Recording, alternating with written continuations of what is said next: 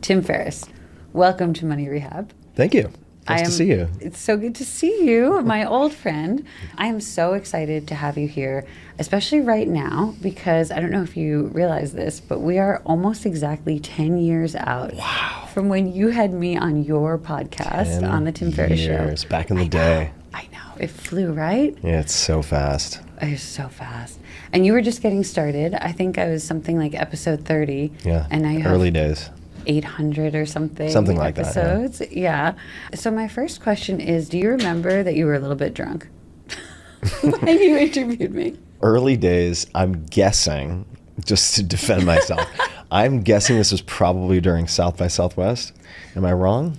I don't remember. My guess is that I may have had some type of commitment beforehand and that I would have had tequila. No, okay. If I had to guess. Or did I get drunk in the episode? You got drunk in the episode. You had wine. Always a risky move. Is there any chance that you remember what you were drinking? For wine? Uh-huh. See, I don't drink much wine anymore. I would say I'm actually going completely dry this month, which is not a reflection of being drunk all the time otherwise. But I can talk about alcohol and podcasting. I learned pretty early that you have to really be strategic about how you mix those two. Okay. Because how you perceive yourself as sounding and how good you perceive your humor to be is actually quite a few notches above reality when you get past, I would say, 2 drinks. But I'm going to guess Rombauer Chardonnay. Nope. You remember what I was drinking? I remember what you were drinking. What was it? K Brothers, Amory Vineyard. Oh, wow. Block 6. Does this ring a bell to you? No, but that highlights how much of it I had. Okay. You were into it. It was like a wine that you recommended. Okay. So, have a little gift for you. Oh, wow. Look at this. Yeah. Oh, so incredible. This is the wine that you were drinking when we did our podcast. Holy and moly. Now, I was going That's to really ask you, cool. Isn't that wild? That's really sweet. Okay, so there's one difference though. Yeah. This is a vintage 2013. Uh-huh. You were drinking a vintage 2010. Uh-huh. Do you remember what you paid for it? I don't. I have no idea. Okay, the bottle of wine you were drinking when we did our podcast together 10 years ago cost about $100 when you bought it, but it now costs over $1,000. Really? Yeah. So that just proves that I'm not always a good investor. No.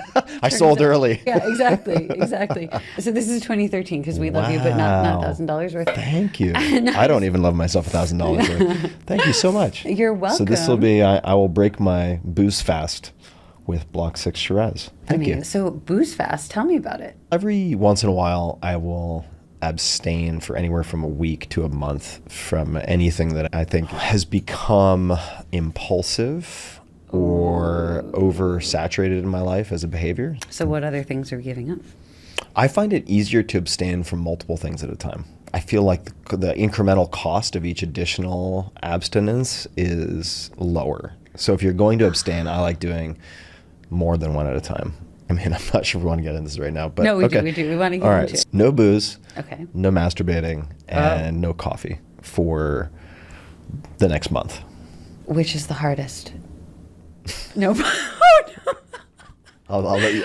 Let me just rephrase, based Tim, on my response, I'll let you guess. The most difficult. Really. But there's benefits to that, I believe.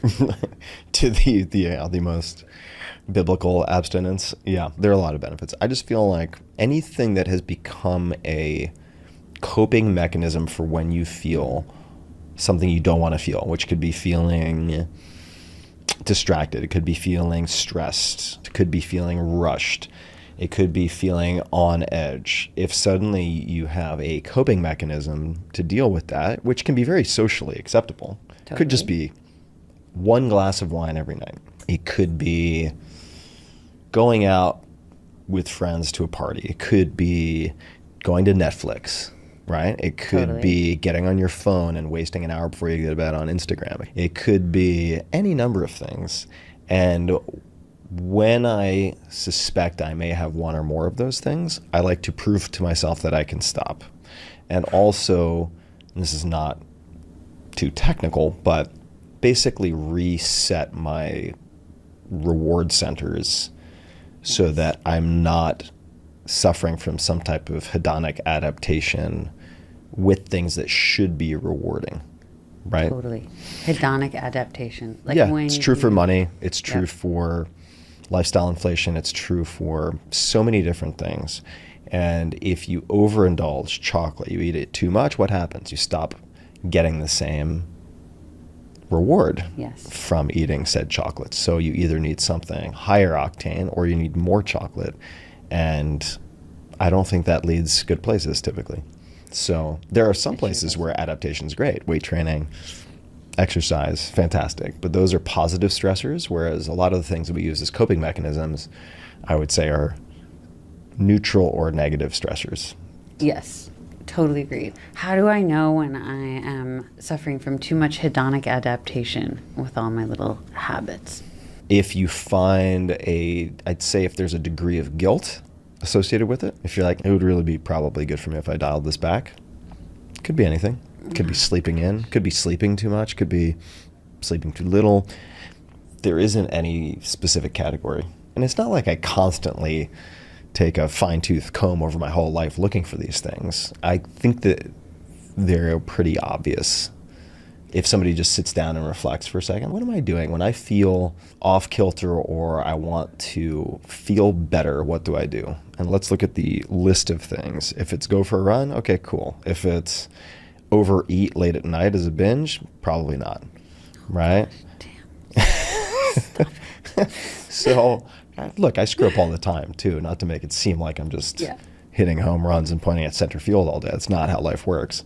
But I would say at least once a year, I like to do an extended fast of whatever my latest list of, it's not really a list, like few compulsive things might be. Could be sweet, right? I've gone a month without having anything sweetened. That'd be an example. Is it hard in the beginning and then it gets easier? Yeah. Yeah.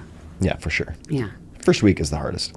Tim, every time I talk to you, I feel like I need to overhaul my life just a little bit in a good way. Just 1 degree. Yeah. 1 degree here or there makes a big difference. You've had conversations with hundreds and hundreds of the world's top performers. What are one or two of the biggest unlocks from guests that you've had in your years podcasting? In the 10 years. Just pick out the top ones. Top no, ones. no offense. Just give me to the one or runners-up. three. I would say off the top of my head, a few that come to mind would be, and it's very, I'm going to make a meta observation about this first one, which is 70 to 80% of the people I've interviewed have some type of meditation practice. It can take many different forms. It could be some type of repetitive exercise. It could be some type of seated meditation. But it also raises the question for anyone who's studying successes in quotation marks.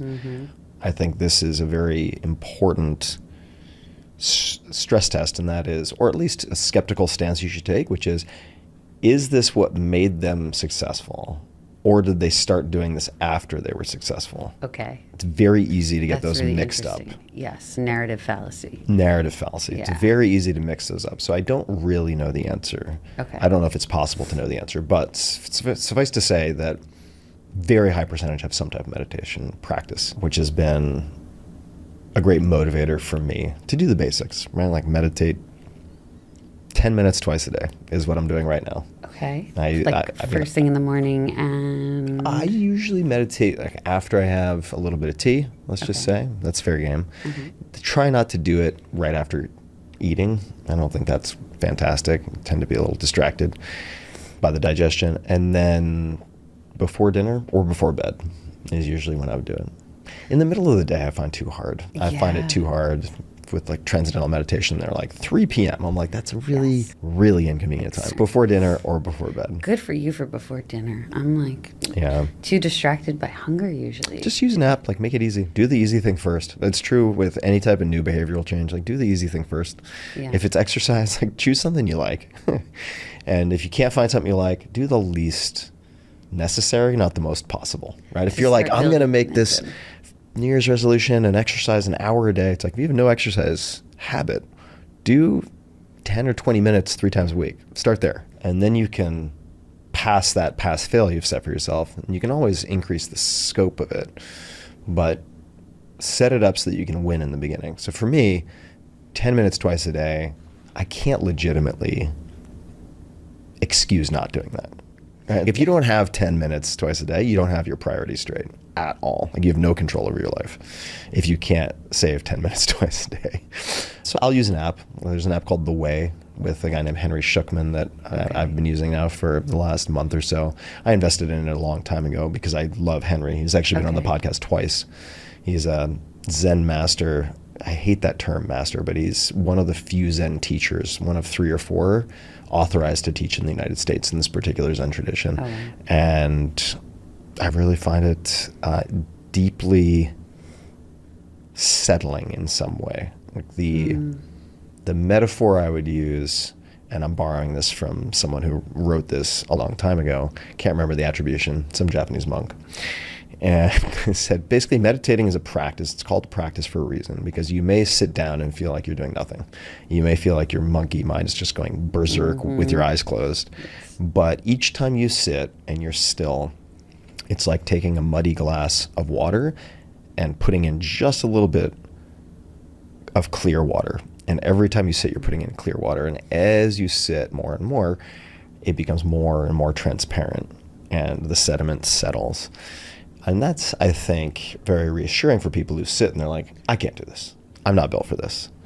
And it might take a while. What I've noticed for myself is after, and you don't need to use this app. You can, I think that the Waking Up app with Sam Harris is also great. Okay. The introductory course specifically, I think you could also do TM. I did TM for a long time. TM, Transcendental meditation, not trademarks, yeah. And that's one observation. I would say, as it relates to this audience, Seth Godin, and I'm paraphrasing here, he is very wise and leads a very unorthodox life that he's crafted through deep thinking, and is a very present husband and father. I really admire him a lot. And he has said something along the lines of, money is a story, right? Past a certain point, money is a story that you tell yourself. So come up with a story that you can live with. Ooh. I think that's really important. What does he mean by that?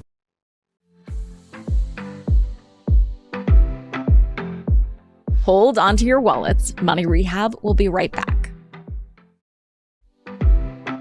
And now for some more Money Rehab. What does he mean by that?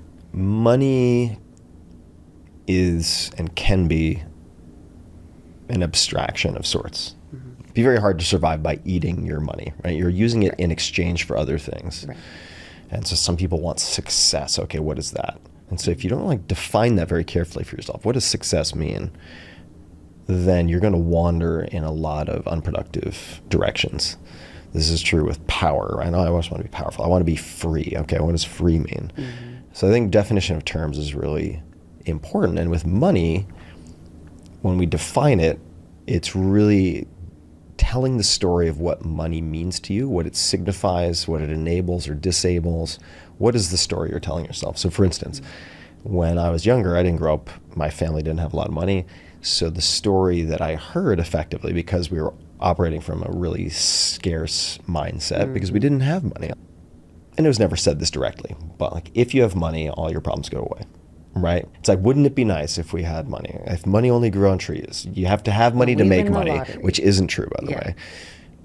Then the story I subconsciously crafted from that had all these features that ended up not being true, right? Like that, having to have money to make money, not true. And also, like, money will solve most of your problems, not true. Money solves money problems. Yes. How you relate to it it will determine whether you feel like you have enough or not enough, will determine whether you feel successful or not successful, how much of a role it plays in your life overall compared to other things, family, personal interests, friendships. Where does money fit into the lineup? All of these, I think, are worthwhile questions to ask oneself, because I know, and you also have met some of these people who have hundreds of millions of dollars or billions of dollars, who feel like they just need to hit this slightly larger number and then they'll know everything can be okay. Yes. Which is patently absurd, right? Yes. But that is the story that they've chosen to tell themselves, which is informed also by their peer group. So if you have $1 billion, but all the people you're hanging out with have $2, $5, $10 billion, then you're not going to feel successful. If the story you tell yourself is that you measure that self-worth by the size of your bank account or stock portfolio, whatever it might be.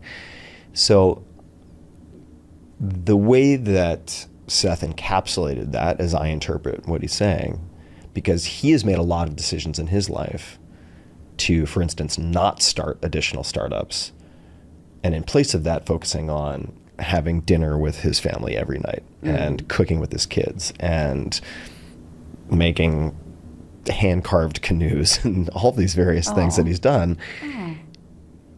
And that's not by accident, right? He decided that, and I'll give another paraphrase. Let me think about this. This is from Tim O'Reilly, who is founder of O'Reilly Publishing. They, at one point, maybe still, very successful, influential technology publisher. So if you wanted to learn C++ or whatever, you would buy an O'Reilly book. And I find him deeply fascinating. And one of his quotes, which goes well with Seth's, is effectively, money is like gasoline, but just make sure if you're on a road trip, the goal is not to do a tour of gas stations. Oh, that's good. It's good, right? That's very good. And I'm not getting the quote totally, but you get the gist of it. Totally. And I think a lot of folks end up doing tours of gas stations. That is also unhealthy. What are some of the things that, like, a bunch of wealthy, successful people tell themselves or tell each other that becomes unhealthy? I think that one is rationalizing all sorts of reasons why they need to make more money, because they often have been so fixated on competing to validate themselves and making money to validate themselves that they've let most of their other interests completely atrophy. They don't know how to do anything else. But after they've made X amount of money, for some people, that's $1 million where they feel like they've made it. For some people, that's 10, 20, 100 million, a billion, whatever it might be. At that point, am I allowed to curse? Okay. They can't say, I don't have enough money without looking like a complete asshole. Right? They can't say that. Yeah. That has been taken away. So what do?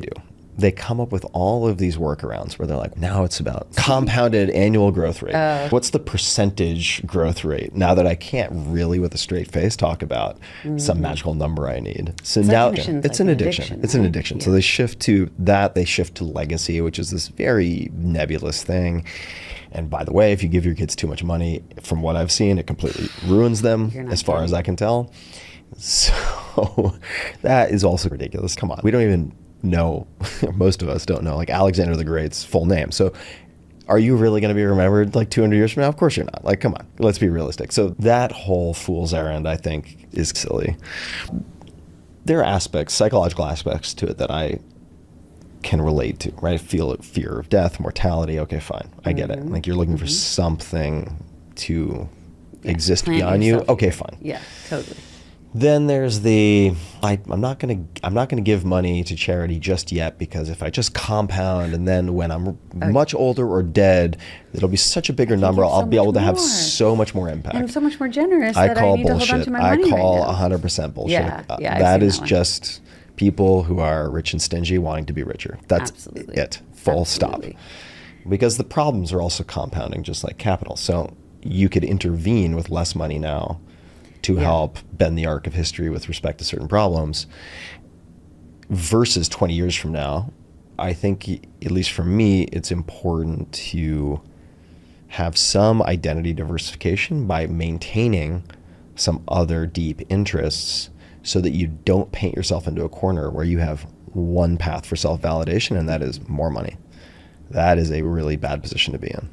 So, Tim, what was it like for you? Did you have a number where you were like, this will be enough? Have you made enough? I've made enough. Number one, I don't really have a super high burn lifestyle. Yeah. I'm not cheap. Maybe I'm cheap with certain things, but You're minimalist. yeah, minimalist. Like everything I'm wearing right now, except for the shoes, I got for free.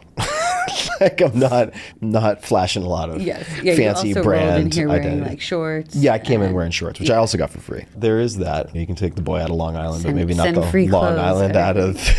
I've got plenty of clothes. I got more than enough clothing. I don't feel like I need more money. I'm very fortunate in that way.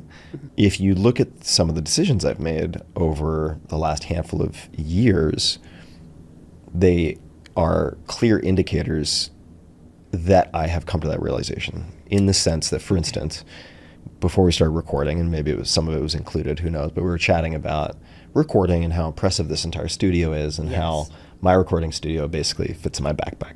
2 turntables and a microphone.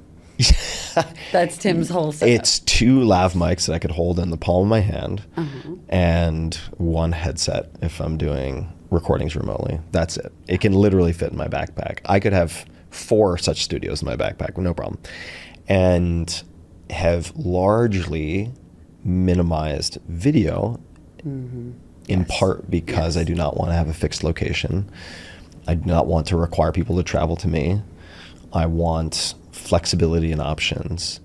All of that is at great financial cost, because so if you did video and had a whole studio and did a fancier production, you could probably be growing your audience and distributing across more channels. Yeah, YouTube is the growth mechanism. Yeah, didn't you have a TV show at one point? I did. I remember seeing you on my Apple TV. Oh yeah, I did 2 TV shows, and I think at that point, this was also quite a while ago. So this was when TV was, as network television and cable, both combined, more relevant. But in a cable cutting world, it just really isn't necessary. And there's so many amazing productions on YouTube, on Instagram, on TikTok. And there are people who are really good and rival anything you would see on broadcast. And they do it for far less money, far less bloat, far less bureaucracy. It's wonderful. Yeah. And that's not the game I want to play. And I think it is worth contemplating. I think about this a lot, that above a certain point on Maslow's hierarchy of needs, right? If you have shelter, if you have warmth, if you have food, handful of other basic necessities, everything beyond that you choose to do is a game of some type. And people might say, well, hold on, like I need to pay my mortgage, and you just, yes, true. But that's shelter. That's right there in the basics. Yeah, that's shelter. That's in the basics, right? Yeah. Or you're renting. Now, I like this so I would idea. say, I'll say 2 things, and this will actually tie into another podcast guest. So you're choosing to play a game. And the first key is to be aware that's what you're doing. And that the goal for me is not first and foremost to get good at the game, meaning whatever game I've subconsciously or accidentally ended up in, is to choose the right game. Tim, this is good. Yeah. I want you to say it again slowly. Yeah. Anything beyond your basic needs is a game. Is a game. There are rules that you're implicitly or explicitly agreeing to. There are conditions for winning or not winning. Okay. And these are all stories that you tell yourself, probably in a peer group. Right. And you don't have to play that game. There might be costs to not playing that game, but you don't have to play that game. It's not a matter of life and death. And I think much of my time is spent thinking about the games I want to play and what games am I playing right now that may not be serving me, which is very closely tied to what stories am I telling myself, right? What thoughts am I taking to be true, i.e. beliefs? Yeah. And you can come up with a lot of interesting workarounds or alternatives once you start poking at that stuff. And for instance, if you happen to live in, I'll give some coastal examples because they're just easy. If you choose to live in, say, LA, what's the game a lot of people are playing in LA? It's the fame game, right? If you're in New York, what's one game that a lot of people are playing in New York? It's the money game. Go to DC. Okay. What game are people playing there? The power game. Yep. And then there are a million other games. You can play with yourself. Like internal games? Yeah, there's tons of that. I would just say, like, if you had to make a parody, like a Seinfeld episode, that's too dated. But if you had to make an episode that was like a parody of your friend group, right? Oh. What would be the games that your friend group are playing? Because chances are you're playing the same games, right? It's like, what would a Larry David Curb Your Enthusiasm episode? Pick your, I'm going on the string of Larry David from Seinfeld to Larry David. But you get the idea. Like if you're going to make a 30-minute parody of Tim, including your so friend good. group, right? Yeah. Like what would you make fun of? Yeah. Because chances are those same things apply to you on some level. And you can get there maybe through humor to some important truths that might be hard to tackle head on otherwise. Tim, do you think most people are playing a game that they landed in by default? Yeah, for sure. Like not even really knowing what game they're playing or why?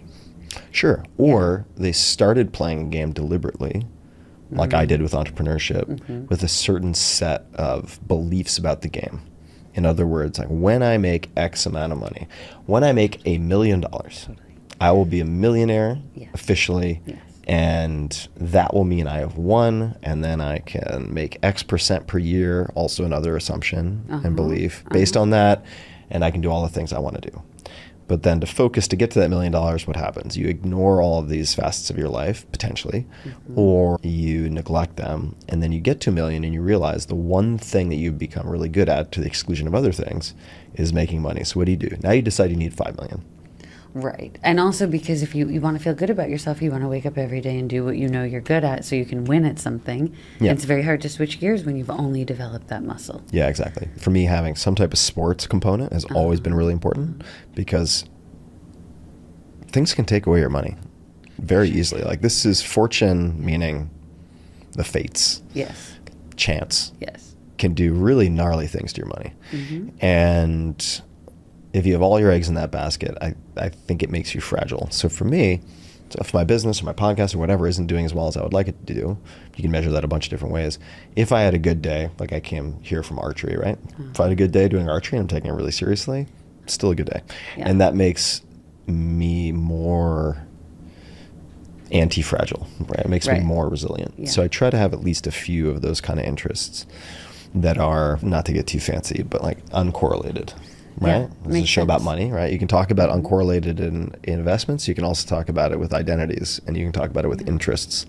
It's like a diversified portfolio of your identity. Yeah. So that you're not overly committed to one thing, and if it goes bust, you go bust. Yeah. Do you think there was any area that as you were building your money, your fame, your career, that you neglected?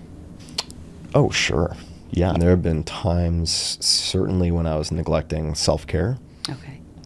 Sleep, Ironic. consuming too many stimulants to stay up, maybe drinking too much. It could be anything like that when you are just running on fumes, when you've pushed it too hard. Yeah.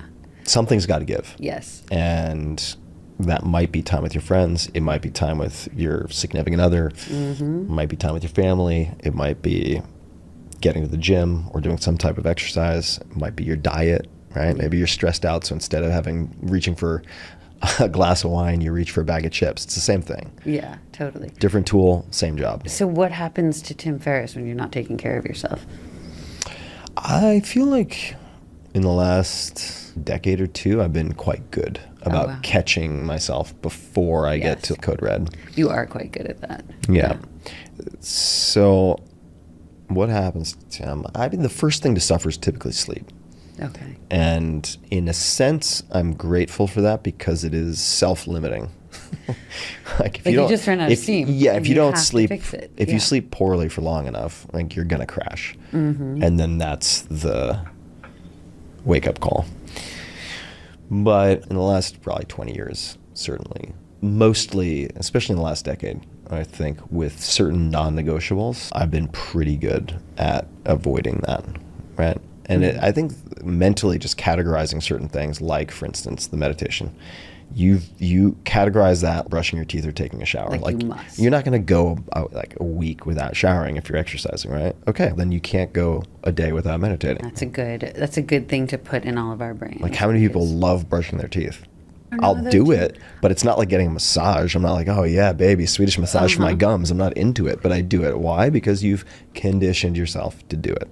It is non-negotiable. You've told yourself it's non-negotiable. I don't know. I'm going to tell myself now that not meditating is so gross. It's like not showering. Yeah, exactly. Because you're like, how could I not find 10 minutes a day? I don't find 10 minutes a day all the time. Yeah. And I'll get in bed and be like, oh, how did I not do this?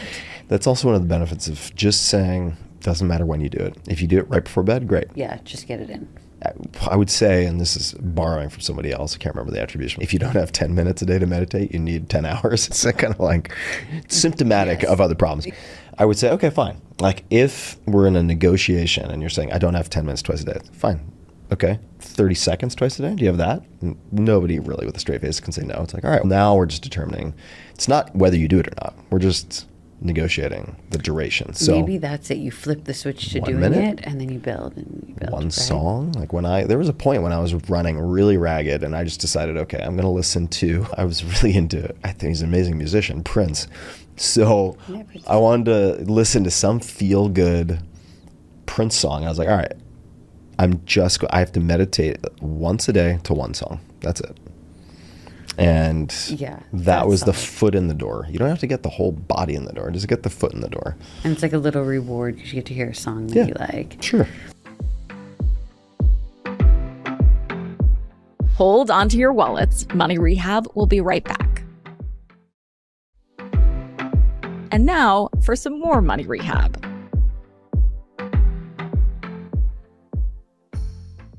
Okay, so you were like the original or one of the original biohackers. And now all that stuff has gone super mainstream. Yeah. And we're all like, we're listening to Huberman and Peter Thiel, these guys you're friends with. And it's like we need to all be millionaires and have 7 hours a day to do. It's like I have to cold plunge, but I have to also heat. I need my red light. I have to don't drink coffee. No, drink the coffee. When the morning routine is 3 hours long.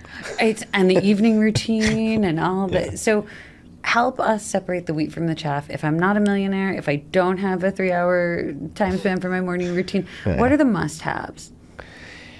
So I've changed perhaps my viewpoint on a lot of this. Oh. In the sense that I used to test everything imaginable. I was the human guinea pig. I was way out at the edges. And I don't really do much of that anymore. In the sense that I think health very often is what we abstain from as much as it is what we do. It's a very, and look, I love the United States. I love it. But it's a very American thing, at least prototypically American thing, to think more is better. And it's very much part of the ethos of the country. Yes.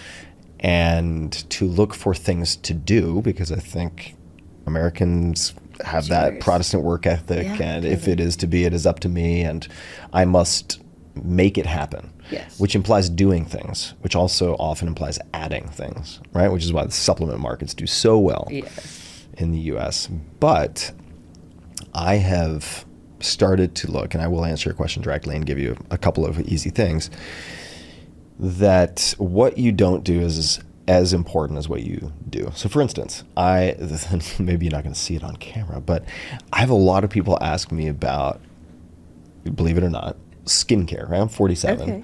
And they're just like, what do you do? Because like the photos of me from 10 years ago look the same as they do. Like I don't look discernibly different. And I just, among other things, I'm like, number one, maybe it's just genetics. Who knows? I don't think so, though. Like my family, it's not they all look like Benjamin Button or something. Cover your ears, Tim's family. Yeah, I'm just saying, it doesn't seem to be purely genetic. I would say, as an example, right? The only soap I use, and this is not a paid endorsement or anything, is Dr. Bronner's unscented baby soap. That's it. For everything. Now I have the luxury of doing that because I'm bald too, but I want to avoid phthalates. I want to avoid, which often can be found through fragrances, right? They very often come together, and make whatever I put on my skin as innocuous as possible. And the skin is an organ. You absorb a lot through your skin. I very rarely, this is not medical advice, but very rarely use any kind of sun protection. I just moderate my skin exposure to sun. If you have to put a bunch of chemicals on your skin to be out in the sun for long periods of time, don't be out in the sun for long periods of time. Yeah. There are some exceptions, right? If I'm going to go surfing, fine. I don't want to be turned into a lobster. And you have light eyes, right? So that kind of goes with the skin. Very that can sensitive. get damaged. Very sensitive. Yeah. And so on and so forth with food. Your whole skincare routine is Dr. Bronner's and go in the sun sometimes. Yeah. I literally don't, Okay. like, I don't put other shit on my face or on my body. I think it is a gamble. You just don't know Like the more is long-term more, of but it. more is not better. And doing more, the Yeah, well, temptation to here, do more. I'll give you, this is going to be a always- little digression, but I'll give another example, right? So people have issues, whether it's not medical advice, again, not a doctor, don't play one on the internet, so talk to your general practitioner. But whether it's digestive issues, IBS, rheumatoid arthritis, or whatever, people are looking for what to add, what pill to take, what thing to do to fix it. There is an interesting book. I don't love every aspect of it, but I believe it's called The Oldest Cure. It's a book about fasting. And how many issues seem to resolve themselves if you just fast. Yes. It's not suitable for everyone, but by the way, we're evolved to handle fasting. Totally. Yeah. How many things just go away? If Isn't you it amazing? stop, if you give your body a chance to rest, as all animals do, Yes. and just take a break from food. Yeah. Or take a break from carbohydrates and go on a ketogenic diet. For instance, a lot of these intractable, sometimes considered untreatable psychiatric conditions respond really well to something that's now called metabolic psychiatry, which in simple terms is putting people on a ketogenic diet. And it's protein and fat. So Chris Palmer of Harvard, if people want to look into this, has spoken really well on this. I interviewed him on the podcast, but he has a book as well. And people who are on a dozen medications for borderline personality disorder, schizophrenia, go on a ketogenic diet, and literally within a week, 90% of their symptoms go away. Yeah. So for me, I think about, maybe a better way to put it is subtraction as much as I think about addition. Whereas previously, I think I was very addition focused because that's how you come pre-programmed if you are in the US and a lot of places. But you come pre-programmed to look for what to add. And I think that in a lot of cases, that's a mistake. Okay, so these are things I think of. I'm not going to say it applies to everybody, but just in terms of Your health. mileage may vary. Yeah, your mileage may vary. So number one, diet and exercise. It sounds so boring, but the further along people get, if you look at, say, Peter Attia, who is very credible and knows how to read research, knows how to perform research, and does a great job, I think, on the Drive, his podcast, and also on his website and in his membership pieces of his program of breaking down scientific studies and showing where things are hyperbole, where things are exaggerated, and where things are mistranslated by the media.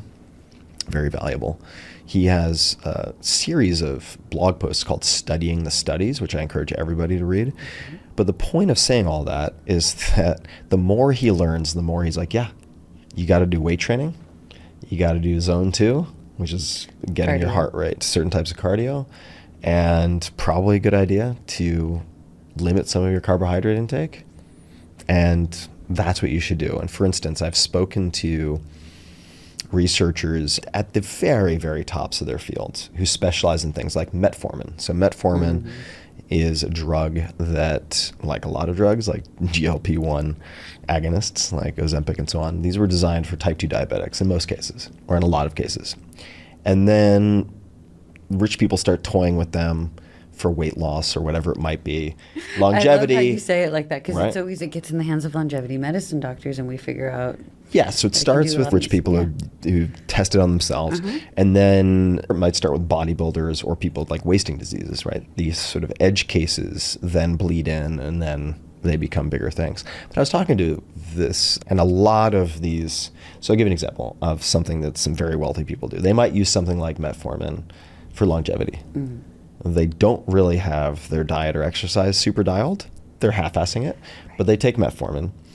And when I talked to, I'm not going to mention by name, but a very famous researcher at a very well-known university, and he's like, yeah, I don't think it makes any sense for you to take metformin. And I was like, what do you mean? And he's like, you're already getting 99% of the benefits by having your exercise and diet dialed. He said, if you have a huge deficiency in those areas, yeah, you'll see some benefits because you're using it as a correction for other deficits. But if you're already doing what you're doing, it doesn't make a whole lot of sense. Oh, that's not what I expected you to say. What were you I expecting? expected you to say that nobody should take metformin until or unless they've got their diet and exercise dialed in. We're adding all these things when 99% of the lifting is just doing this.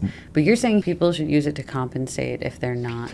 No, he's not saying they should use it to compensate. Or they do. He's saying people do use it to compensate. But if you're already getting exercise, you don't need exercise in a pill. And we know that exercise, as long as you don't get injured, has pretty limited side effects, right? Yes. We've been exercising as a species for a we do long okay time, with it, yeah. right? We've been doing manual labor for a long time. Whereas metformin, really? Who knows, right? There are I mean, lots it of keeps drugs that turning come out, like thalidomide, remember that one? Oops. There are drugs. It takes a long time. Takes to a long know. time to figure out, wow, that was a Yeah. disaster. And now people are having like 3-eyed babies. Fantastic. Yeah. I do think less is more. And if someone were going to, you don't need a $30,000 cold plunge, right? Number one, if you wanted to do something like that, you can get like $100 inflatable cold plunge on Okay, Amazon. but in fairness, I have that, Yeah. and it's super annoying. It's Because you have to put so much. It to put is the ice annoying. in it, Look, and I've done it it's too. like a I've done lot it. of- It's annoying, but it's not expensive. It's not, and it's a good way to see if you're Try really before gonna you do buy. it. Try before Yeah. you buy. Does it benefit you a lot, or are you really Also, gonna do forget it about the inflatable thing. Look, go to a gas station. This is what I did for years, way back in the buy day. ice. Just buy bags of ice, put it Yeah. in your bathtub. Yeah. Try it out for a few weeks. Because the See thing what- about a see what cold it does plunge is for that you. you're doing it for just a couple of minutes, and Yeah. so for all that labor and all that work that you have to do to create the cold plunge, or all the money you're going to spend, is that the highest return ROI for what Yeah, you it depends. Like for me, it's a very good investment because it helps with anti-inflammation without me chewing on Advil all day, with various sports injuries I've accumulated, which comes back to the exercise piece. Seems Like, like my neck, don't my overdo it. back. Oh, I mean, Yeah. I've had 20 plus fractures, so oops. But secondly, mood elevation. Oh, right? interesting. So for antidepressant, for anti-anxiety, cold for me is the best pill you can buy. How do you figure that out? Do you like not do the cold and then do the cold and Yeah. see a change in your mood? Oh yeah, yeah. It's super You obvious. run your own little experiment. Super It obvious. is super obvious. Oh, to it's you. super obvious. It's not Interesting. subtle. It's not subtle. And cold baths used to be prescribed by doctors for melancholy back in the day. What is this? Depression. It's just an older label for it. Yeah. And then that fell out of favor because it's a pain in the ass to administer, right? People would go to these sanatoriums and they'd sit in a bath with their head popping out with a cover. It Yeah. looks bizarre. People didn't want to go to these places just to sit in cold baths. Sounds pretty miserable. And nonetheless, I do think there was a kernel of something valuable there. In terms of longevity and so on, let's ask a clarifying question because this is important. What are we really trying to accomplish? What is the outcome that you want? Because there's also, not to get too fine-tuned here, but there's lifespan, like at what age do you die? And then there's health span, Which is meaning for how how many mobile, how years. fast, how active, how Yeah. cognitively sharp do you want to be for how long? Yes. These are different things. Totally. Right? And different protocols. They're different. each, For instance, right? we know that caloric restriction works for life extension. But do you want to live a life being- unfortunately, okay, speaking, let's just say as a male, I mean, I was going to say it might make your hair fall out. I don't have to worry about that. But hair falling out, plummeting testosterone, no libido. Yeah. Is wouldn't that the life rather you want to have? like 70 good years where you eat yeah. well than 90 Yeah. in a restricted state? Yeah, also, which is why I do not think, I'll give you two opposing perspectives in a sense.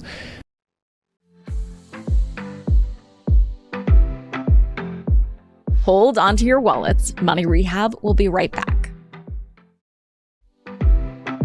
And now for some more Money Rehab.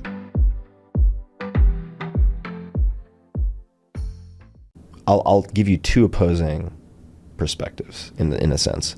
So the first is, I told you I have a low cost, like low burn lifestyle. Generally, the one place where I do spend a lot of money is with very good concierge doctors. All right. So if you're going to make money for something, I think the highest leverage use of money is probably personal trainers, which I do not currently use, but I use coaches for various sports. And then it would be really good doctors who have great access for you and your family to specialists, have access to the latest research, who can move mountains to make things happen quickly, who know how to do really high-end diagnostics. That's where you spend money, okay? Most of the ingredients that a doctor who's very good, in my opinion, who's looking at the full spectrum of inputs, Peter Thiel would, right? It's not just which problems do you have, which pills can I prescribe? It's the diet, the exercise, etc. Those don't need to cost a lot. And exercise, look, you can get a gym membership for what? $20 to $100 a month? And if you're not exercising yet, you don't even need the gym. And you don't even need that. You don't even need that. You get one kettlebell. You can have an amazing gym. My gym for many years, even though I could afford to do the fancy stuff, was a few kettlebells in my garage. That's it. And I was in incredible shape. I was in such better shape than I am now. And that's it, right? And the other place I would spend money is on quality food. Not everybody can. But if you can avoid pesticides to the extent possible, that's a good investment, right? Look up the Dirty Dozen, for instance. There's a list of vegetables called the Dirty Dozen, and then Clean 15 or something like that.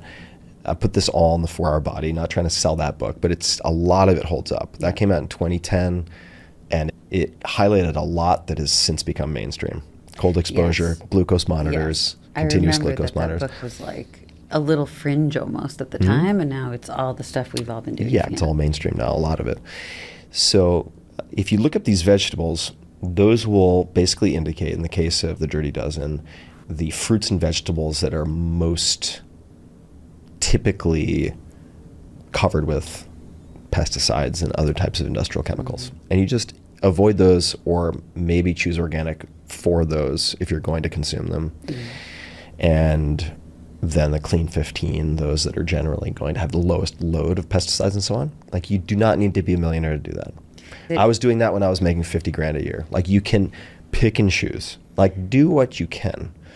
It doesn't need to be perfect. Okay. Just like, it's like the meditating. Can't do an hour a day? Fine. Can you do 30 seconds a day? Great. It's like, maybe you have one thing you like, raspberries or blackberries. I'm making these up, but berries often get a lot of spray. Yeah. Okay, maybe just for the berries, you pay the extra $2 for the organic. If that's an assurance that there are low pesticides. It may not be. Is it? Is it? It gets a little tricky, but I'm saying, like, do what you can, right? Fair. And that's it. So I really think a lot about minimizing chemicals, heavy metals. Like, I very rarely eat tuna, for instance. Any bioaccumulator, like larger animals that would accumulate. They eat the smaller fish, and they have, so that it has what, more mercury? More mercury and other things. Might have other heavy metals, things like arsenic. So that's easy. Okay. Not eating tuna is pretty easy. Not eating tuna. Yeah, it's pretty easy. So there are little things like that. Or, for instance, in the case, this is going to be out of reach for a lot of folks, but if you're going to eat, say, red meat, which I do, try to get, we can leave the ethics aside, but just try to get the most nutrient-dense, clean meat you can. And maybe that means you hunt once a year, like I do, right? Maybe that, but seriously, like, maybe that means you hunt once a year, and that's a few months of meat, and then you trade with people to get other things, like I do also. You do that? You trade the meat that you hunt to get other... I don't sell it. That's illegal. But it's, if I have a friend who's got a moose, I got an elk, and then I have a friend who's got 1 million pounds of tomatoes, and I can't even look at another tomato. And then I have another friend who does like a salmon fishing trip once a year, and I can't have another salmon sandwich. Great. Then you can mix and match. And that is something very poor people do all over the place, is hunt, right? So if you're like, well, I can't afford Whole Foods, fine, okay. There are options. Yeah. I'm not saying that you're going to love all the options, but there are options. So, right? like, the OG biohacker is saying, diet, exercise, eat clean, skip the tuna. Don't make it so complicated. Don't keep adding. And every once in a while, am I gonna have a poke bowl with tuna? Yeah, sure, fine. Okay. Every once in a while. Skip the tuna mostly. Yeah. I'm just saying that it's very easy to believe Like, I've spent a lot of money testing all sorts of things. It's very easy to believe, especially if you're on social media, where half of the influencers are trying to sell you something because they get a kickback or they get a sponsorship payment or they have some rev share, whatever it might be. You need to go to this clinic to get peptides, to get stem cells, to get this, that, or the other thing. And you go to the website and you're like, oh my God, this is $20,000. There's a lot of bullshit out there. Yeah. And there are also some good things out there, but we live in a capitalist society. I'm a capitalist. I think there's a lot to be said for market-driven solutions. It's not a perfect system, lots of issues too, but you're dealing with social media platforms that want to make money. People are attracted to those also sometimes because they want to make money. So you just need to know that you're swimming in those waters. So when you go online, you might find various biohackers, and they're almost all selling stuff. Yes. What does that mean? It means that to emulate them is going to be, surprise, surprise, expensive. But for instance, like, very hard to sell fasting. Like, who's gonna profit from fasting? Tim's getting rich off of telling Yeah, I'm you not to getting eat food. rich off of telling people to stop You eating have for a few knack days. for giving out tips that like make you no money. Oh, none That's whatsoever. like a big thing you've been Yeah, if I doing, wanted right? to make, I could have made. Product. I mean, I could have made probably, and I don't think this is an exaggeration, probably $100 million from now. Yeah, If I had launched for sure. a supplement company with the 4 Hour Body, based on I your did like, not total top of want funnel. people to question my credibility or my motives. So my currency is credibility. Yes. That is the story I tell myself, Yes. that it is more valuable than the cash. I think that's right. And another thing, it's pernicious out there, right? Because you've got influencers who might be trying to sell you something, and even when they're not trying to sell you something explicitly, they're benefiting from making more outrageous statements than not. Yeah. Because it's an attention economy too, and they're getting clicks, and people are like, "Ooh, what? Really? Oh my God, Yeah. I need rapamycin or I'm going to die. I have to click here and learn about it." Yeah. And you never did that either. Like, you refused to traffic in outrage or No. sensationalism. Yeah, I don't do that. That is where it is most expensive for me. Yeah. Because Right. the game you're playing is to be credible, to be like a reliable source of information. for Which people. means, for instance, I try not to do it. Sometimes it slips through because I have multiple people working on stuff, but the clickbait headlines for videos and so on, Yeah. I really try not to do that. Yeah. And I get severely penalized for that. I want to just clarify one thing too, that not everyone on social media who is selling something or getting a rev share is doing that in bad faith, right? Sure. Everybody's got to make a living. And also, there are people who really believe in whatever they happen to be recommending, right? Look, I think disclosure is important, right? But like the Way app with Henry Yeah. Schickman, like, I'm an investor. I invested super early when they basically had nothing because I had him as a podcast guest, and I was like, this guy knows what he's doing. And one of my friends' lives was totally transformed, Kevin Rose, by Henry, and I was like, okay, sure. But I'm disclosing it. So the disclosure is super important. And there are some really fascinating things out there, right? So just because someone is selling something or recommending something they get a rev share on does not mean that you shouldn't pay attention, but you should be aware that you might be asking a barber if you need a haircut, Totally. right? Totally. In which case the answer is going to be yes. There are some drugs that I think are interesting, but I'm not at a point Like where I what? would rapamycin. Okay, you do. You think it's interesting. I do think rapamycin is very interesting. It's an immunosuppressant. It's used in organ transplants, right? So you have to be very careful with something like this. But Peter Tia talks much more credibly about rapamycin. Yeah. So I would listen to something that he's put out related to rapamycin. And I remember interviewing a number of experts on a trip to Easter Island, actually. And we talked about rapamycin. This was probably close to 10 years ago. Wow. 8 to 10 years ago. That And was way ahead of when it entered into the kind of mainstream It was super consciousness. early. Yeah. And that's because rapamycin was first isolated and identified on Easter Island, even though it occurs many other places.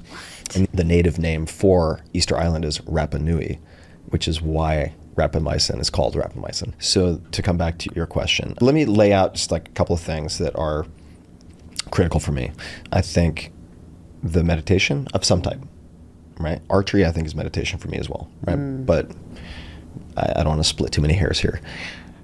Weight training, non-negotiable, right? As you get older, cardio is not enough for men and women. I would say, Maybe women I would say especially right? women with the risks of osteoporosis and so on, and sarcopenia, which is age-related muscle loss.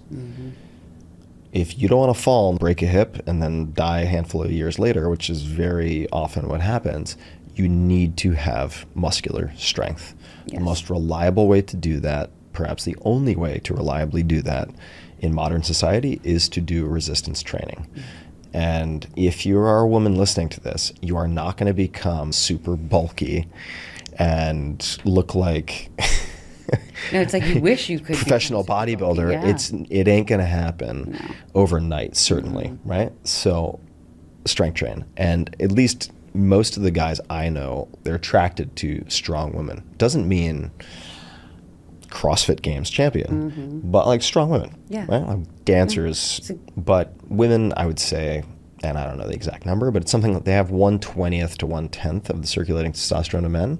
Men have trouble putting on muscle. Yes. A lot of men want to put on muscle and they have a hard time. So don't worry about getting bulky, but do focus on getting strong. And the way to do that, keep it simple. Once or twice a week, very slow cadence weight training. What does that mean? That just means like 5 to 10 seconds up, 5 to 10 seconds back, until you have muscular failure where you can't get any further, push for another 5 seconds. You're done with that exercise. Hit all your major muscle groups. It should only take about a half hour, maybe less. Do that once or twice a week. You're done. That's it. You're done.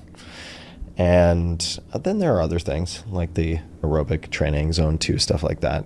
Also doesn't need to be expensive, right? Get a bicycle. Run up a hill. Yeah, right? totally. Do kettlebell swings. There are a million ways to do it. The expense is not an excuse. And by the way, if you're like, I can't afford a kettlebell, there's something called a T-bar kettlebell. You can go to a plumbing store and buy materials for $5 to $10 where you can make your own adjustable weight kettlebell. Then you do need plates, but the plates are like $1 a pound, so fine. And if you want purely bodyweight stuff, that is really effective. Gymnastic strength training, GST, with a guy named Chris Summer, who's the former coach for the men's national team in the U.S. No weights required. And Have you done gymnastics? I have done gymnastic strength training. I'm not really built for gymnastics. Just too many fractures and wrist issues and stuff. Okay. But you can get in tremendous shape without weights at all. It's still resistance training. You're just using body weight and different ways to approach that. So this is just a long way of saying that you don't need to spend what a lot of these folks online pride themselves on, which is I spend $200,000 a year. I spend $1 million a year on this and this. You don't need to do that. Let them do that. They might find something interesting. And give you information, Yeah, great. hopefully for free. Yeah, fantastic.